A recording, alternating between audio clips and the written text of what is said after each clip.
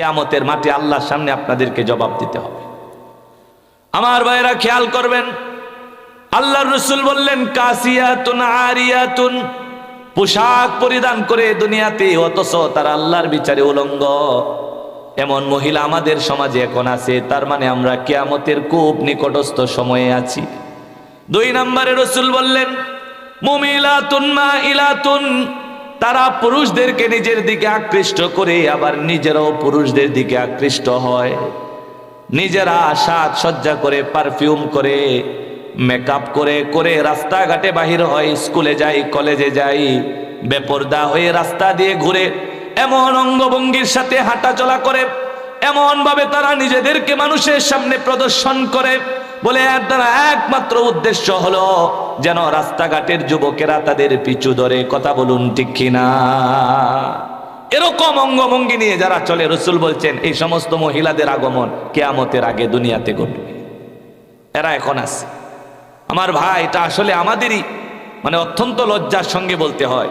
আজকে কলেজ তো দূরের কথা, আপনি মাধ্যমিক স্কুলে গেলেও অন্তত এমন পাবেন যে এক একটা মেয়ের 2-3টা ছেলের সাথে সম্পর্ক। বলেন দুনিয়াটা কোন জায়গায়? তার মানে আমরা কিয়ামতের একেবারে খুব ধারে কাছে চলে এসেছি। 7-এ পড়ে, 8-এ পড়ে ছেলের সাথে মেয়ে চলে যায়, বাবা মার মুখে চুনকালি দিয়ে আসে না নাই? তাহলে এর পিছনে বাবা মা সবচেয়ে বড় দায়ী। সবচেয়ে বড় দোষী হলো মা এবং বাবা। আপনি বুঝতেছেন সমাজের এই বেহাল দশা, আপনাকে কে বলেছে আপনার মেয়েটাকে বেপরদা স্কুলে পাঠানোর জন্য? আপনি হলেন সবচেয়ে বড় অপরাধ। এটা আপনি মানেন আর না মানেন, আপনি নীরবে নিবৃতে শুয়ে শুয়ে আপনি চিন্তা করবেন আমার মেয়ের এই অপদস্থ হওয়ার পিছনে কে সবচেয়ে বড় দায়ী। দেখবেন আপনার আঙুল আপনার দিকে ইশারা দিবে যে হ্যাঁ, তুমিই সবচেয়ে বড় দায়ী। আমাদের ছেলে মেয়েদেরকে আদর্শ শিক্ষায় শিক্ষিত করা দরকার। যে স্কুলে, যেই কলেজের মধ্যে আমার মেয়েটা নেকাব পরে যেতে পারে না, বুরকা পরে যেতে পারে না, সেই স্কুল কলেজের লেখাপড়া আমার মেয়ে ছেলের জন্য প্রয়োজন নাই। যেখানে আমার মেয়েটার ইজ্জত থাকবে না, যেখানে আমার ছেলেটা একটা আদর্শ যুবক হতে পারবে না, যেই শিক্ষা ব্যবস্থার মাধ্যমে আমার একটা মেয়ে তার সতীত্ব ধরে রাখতে পারবে না, এমন শিক্ষা ব্যবস্থার গায়ে চুন কালি মারলাম, এই শিক্ষা ব্যবস্থা আমার সন্তানদের জন্য কোনো কাজে দিবে না। যেখানে সে তার অবস্থান ধরে রেখে পড়ালেখা করতে পারবে, ছেলে মেয়েগুলাকে সেখানে পড়া। যদি এমন স্কুল হয় দিবেন স্কুল, এমন কলেজ যদি হয় যে এখানে বুরকা পরে যাওয়া যায়, ছেলেদের কোনো আনাগুনা নাই এই জায়গাটার মধ্যে, শুধুমাত্র মেয়েরা পড়ে, আবার আদর্শ মেয়েরা পড়ে, তাহলে এই জায়গাটার মধ্যে ছেলে মেয়ে লেখাপড়া করাবেন। অন্যথায় প্রয়োজন নাই, যেটা আমার ছেলে মেয়ের জীবন এবং আখিরাতকে ধ্বংস করে দিবে, সেই লেখাপড়া অন্তত আমার ছেলে মেয়েদের দরকার নাই। কথা বলুন ঠিক কিনা?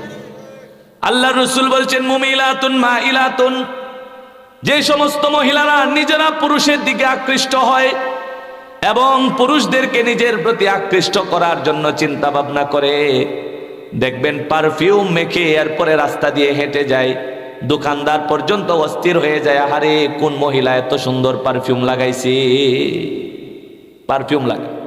অথচ রাসূল বলছে এটা মহিলার জন্য সম্পূর্ণ হারাম, হারাম, হারাম। আপনি কি এটা জানেন না? আল্লাহ রাসূল সব বলে দিয়েছে। আপনার প্রসাধনী কেমন হবে, কসমেটিক্স কেমন হবে, সেটাও আল্লাহ রাসূল বলে দিয়েছে। রাসূল বলছে পুরুষের কসমেটিক্স হবে গ্রান, কিন্তু রং থাকবে না। আমাদের কসমেটিকে কি থাকবে? গ্রান থাকবে। যেমন আতর, এটা আমাদের প্রসাধনী, এর মধ্যে গ্রান আছে কিন্তু রং আছে, রং নাই। পারফিউম অ্যালকোহল মুক্ত, এর মধ্যে গ্রান আছে কিন্তু কোনো রং নাই। আমাদের প্রসাধনীগুলা হবে গ্রান যুক্ত, এর মধ্যে কি থাকবে না? রং থাকবে না। আর মহিলাদের প্রসাধনী হবে রং যুক্ত, এর মধ্যে কোনো গ্রান থাকবে না। পারফিউম এটা মহিলার জন্য। আপনার জন্য আল্লাহ পাক রব্বুল আলামিন মেহেদি গাছের ব্যবস্থা দুনিয়াতে করছে কি করছে? আপনি এই মেহেদি দেন, এখন আপনি আর্টিফিশিয়াল পাচ্ছেন, মেহেদি বাজারে কিনতে বাজারজাত হয়ে গেছে, আপনি এগুলা হাতের মধ্যে দেন, দিয়া স্বামীরে দেখেন। এই যে আমাদের বাজারের মধ্যে বেশ কয়েকটা বিউটি পার্লার আছে। আচ্ছা বলেন, এই বিউটি পার্লারগুলি আমাদের কি কাজে আসে? বলেন আমাকে, যুক্তি দিয়ে বুঝান। মুসলমানদের মেয়েদের জন্য এই বিউটি পার্লার কি কাজে আসে? ন্যূনতম কোনো কাজে আসে না। গুনাহ ছাড়া এই বিউটি পার্লার দিয়ে মুসলমানদের কোনো উপকার হয় না। এইখান থেকে সাহায্যে গিয়া কোনো নারী তার স্বামীরে দেখায়, যা দেখায় পরপুরুষরাই দেখায়। যে সমস্ত বিবাহে মেয়েরা আর বউরা এই বিউটি পার্লার থেকে সাজে, দেখবেন সবগুলা পরপুরুষের সামনে নাচ গানের অনুষ্ঠানে অংশগ্রহণ করে বেপরদাভাবে ঘুরে। এরা এখান থেকে সাহায্যে গিয়া সবাই নিজের এই সৌন্দর্য প্রদর্শন করে নিজের দেহ দেখায়। কথা বলুন ঠিক কিনা? এগুলি আমাদের কোনো কাজে আসে? আমাদের ভাইয়েরা বুঝতে হবে, আল্লাহর রাসূল বলছেন মুমিলাতুন মাইলাতুন, যারা নিজেরা পুরুষদেরকে আকৃষ্ট করে নিজেরও পুরুষের প্রতি আকৃষ্ট হয়। এরপরে 3 নাম্বার আরেকটা লক্ষণ আল্লাহর রাসূল বলছে, যেটাও আমরা একেবারে মিলাতে পারবো। নবী বলছেন রুউসুহুন্না কাসনিমাতিল বুখতিল মাইলাহ। এই যে আজকের এই গরুর হাট, এই গরুর হাটের মধ্যে যদি একটা বড় ষাঁড় গরু আসে, দেখবেন ষাঁড় গরুর যে উপরে গোশটা আছে, এই গোশটা কিন্তু বেশি বড় হওয়ার কারণে একদিকে ঝুলে পড়ে। কথা ঠিক কিনা? একদিকে ঝুলে যায় না, এটা হেলে যায়। রাসূল উটের কথা বলছে, আমাদের বাংলাদেশে তো উট নাই, বুঝবেন না। নবী বলছেন রুউসুহুন্না, এই সমস্ত মহিলাদের মাথার দিকে তাকালে দেখবে কাসনিমাতিল বুখতিল মাইলা, মনে হচ্ছে যেন উটের গজ হেলে গেছে। মানে এই বড় ষাঁড়ের গজ হেলে গেলে যেমন দেখা যায়, এরা মাথার চুলগুলারে এমন ভাবে বাঁধবে, এই মাথার দিকে তাকালে মনে হবে উটের গজ হেলে গেছে, ষাঁড়ের গজ হেলে গেছে। এইভাবে চুলগুলারে তালুর কাছে আইনে এইভাবে বাঁধতে রাখবে। এই ধরনের মহিলা আছে না নাই? আমার কথাও তো তারা শুনতেছে। আমি তাদেরকে লক্ষ্য করে বলতেছি, এই 3টা লক্ষণের কথা রাসূল বলছে। 1 নাম্বার, তারা পোশাক পরে দুনিয়াতে কিন্তু উলঙ্গ। 2 নাম্বার, নিজেরাও পুরুষের প্রতি আকৃষ্ট হয়, পুরুষদেরকেও নিজের দিকে আকৃষ্ট করার চেষ্টা করে। 3 নাম্বার, মাথার চুলগুলি এমন ভাবে বাঁধে মনে হয় যেন উটের গোশ কি করছে, হেলে পড়ছে, বাঁকা হয়ে আছে। রাসূল জানায়া দিলেন লা ইয়াদখুলনাল জান্নাতা। ও আমার মা বোনেরা, যাদের মধ্যে এই ধরনের বদ খাসলত রয়েছে, এই বদ অভ্যাস আছে, আমার প্রতি রাগ হওয়ার, গুসা হওয়ার কোনো সুযোগ নাই। আল্লাহর রাসূল জানায়া দিলেন, আপনার এরকম একটা বদ খাসলত আপনার শেষ পরিণাম কোথায় নিয়ে যাবে? নবী বললেন লা ইয়াদখুলনাল জান্নাতা, তারা আল্লাহর জান্নাতের মধ্যে প্রবেশ করতে পারবে না। ওয়ালা ইয়াজিদনা রিহাহা, জান্নাতে তো যাবেনও না, জান্নাতের সুঘ্রাণ পর্যন্ত নাকি নেওয়ার সুযোগ হবে না।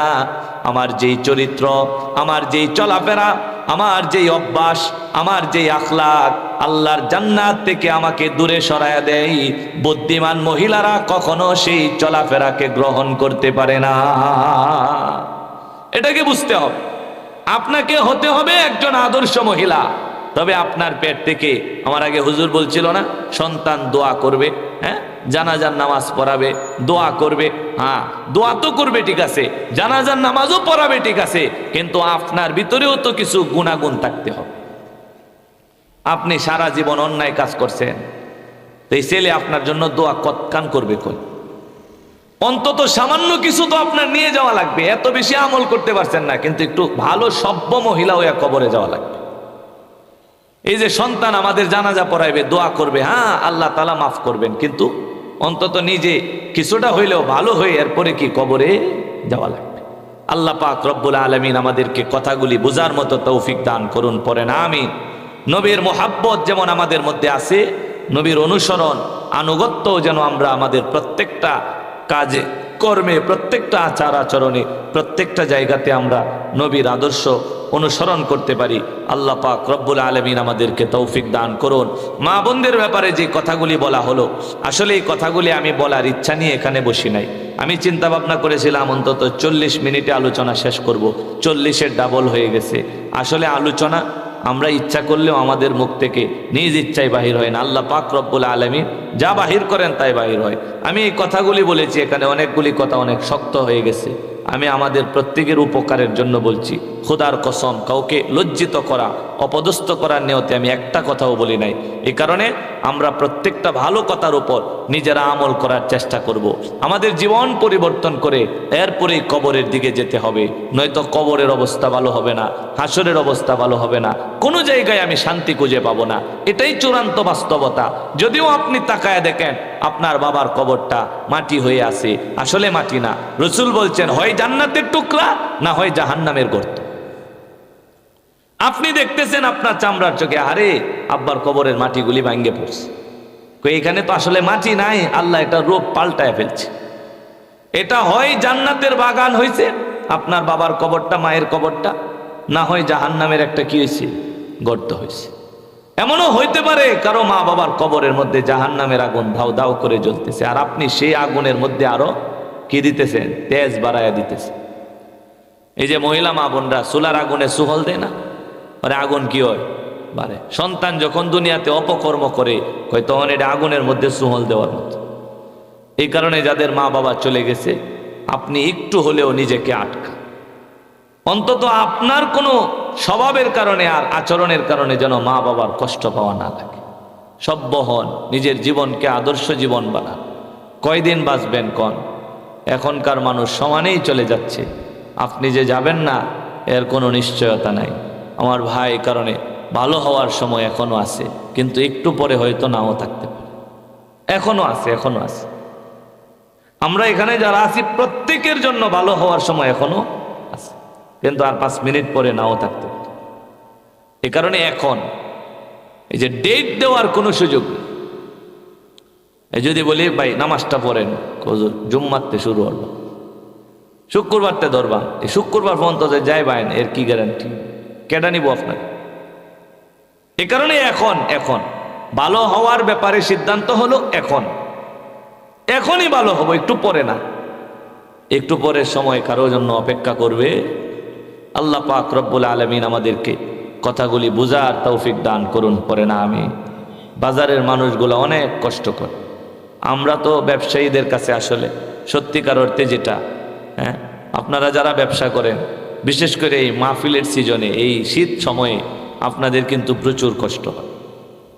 এই ফুলেরঘাট বাজারে যে কত জায়গা থেকে কালেকশনের জন্য মানুষ আসে, হ্যাঁ, নিজের এই কষ্টে ঘাম জড়ায়া পরিশ্রম করা টাকা এই মানুষকে দিয়ে দেওয়া, এটা সত্যি অনেক বড় একটা ত্যাগের বিষয়।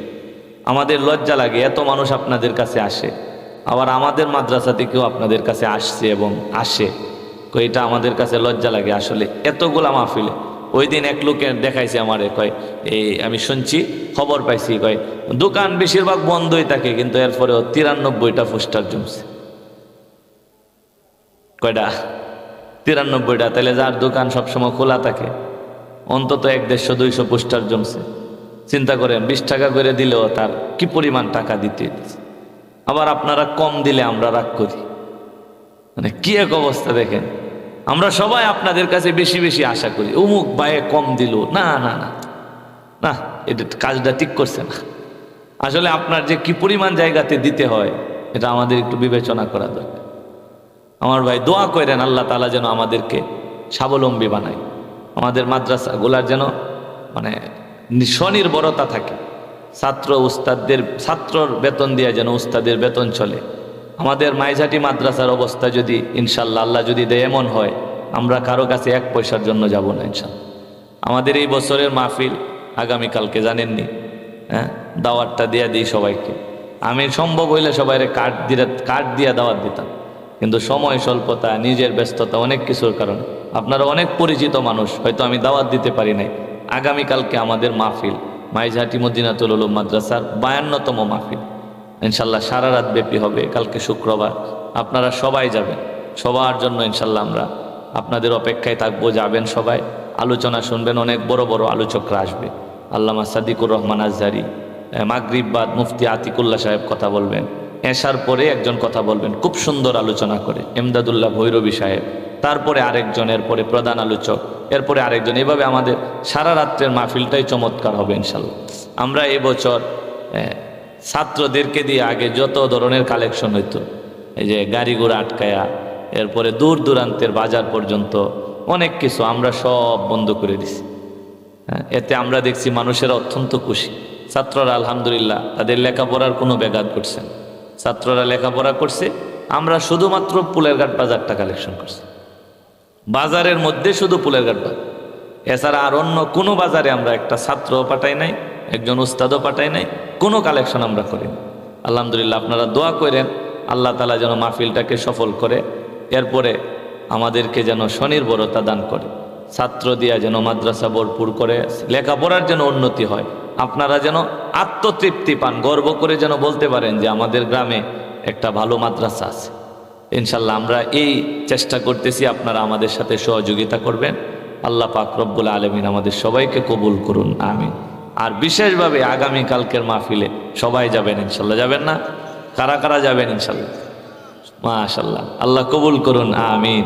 ওমা আলাইনা ইল্লাল বালাগ। আমরা সবাই দুরূদ শরীফ পড়ি। আল্লাহুম্মা সাল্লি